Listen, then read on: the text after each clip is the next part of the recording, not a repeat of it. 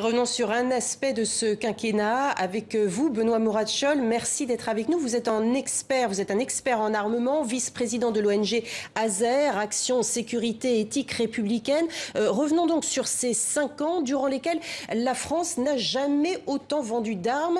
Et notamment, on l'a vu, le décollage de la vente de Rafale, l'Inde, l'Arabie Saoudite, l'Égypte, le Qatar, l'Australie. Même diriez-vous que c'est François Hollande qui a redressé l'industrie française de l'armement ? D'abord, oui, je suis président d'Action Sécurité Éthique Républicaine. Je pense que c'est une question qui est difficile pour des armes, parce que s'il s'agit de redresser l'industrie de l'armement et vendre des armes à n'importe qui, c'est un véritable problème. Déjà sur le plan comptable, on peut dire que les annonces faites des milliards d'euros vendus avec les Rafales, d'abord ça ne vient pas le programme Rafale a coûté environ plus de 45 milliards d'euros aux contribuables français, et on est très loin des 45 milliards. Ensuite, souvent, quand on vend un appareil Rafale, on vend avec un procédé, ce qu'on appelle les procédés offset, qui fait que, en contrepartie, par exemple avec le Qatar, la ligne Qatar Airways a été ouverte en France et fait perdre des centaines de millions à Air France. Pour l'Inde, le contrat de 8 milliards d'euros correspond c'est l'équivalent environ 1 an et demi du budget de la santé de l'Inde, et 50% de ces 8 milliards en fait sont un transfert de technologie dont l'Inde profite, et donc il est une perte pour Dassault.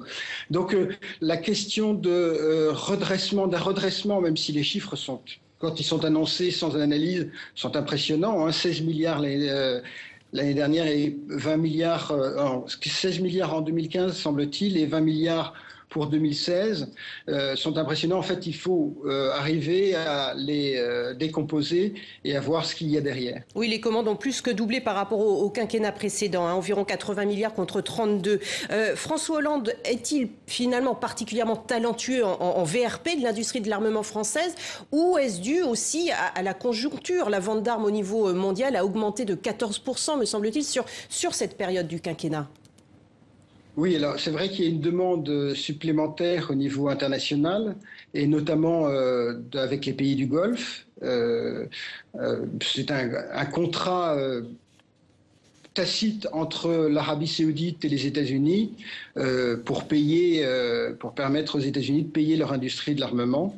Et en contrepartie, les États-Unis ferment les yeux sur les violations des droits de l'homme, les graves violations des droits de l'homme de l'Arabie Saoudite, et s'assure d'avoir du pétrole à un prix tout à fait abordable pour eux. Ben justement, Monsieur Mouratchol, vous qui êtes président de l'ONG ASER, alimenter la guerre au bénéfice du capitalisme français, ça vous fait réagir?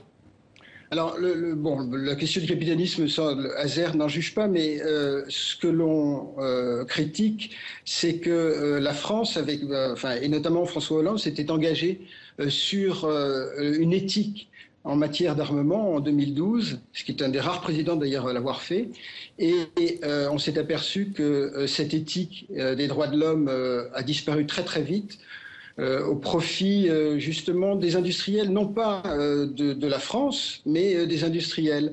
Et les ventes d'armes, notamment en Égypte, qui sont assurées par la COFAS, donc qui ont grande chance d'être payées par le contribuable français, Merci, Monsieur Mouratchol. À de graves violations des droits de l'homme, puisque notamment les Sherpas, les véhicules blindés légers, ont été vus et utilisés lors des manifestations contre les défendeurs de Morsi, et ont peut-être aussi Merci beaucoup. pour transférer des personnes qui ont été par la suite torturées.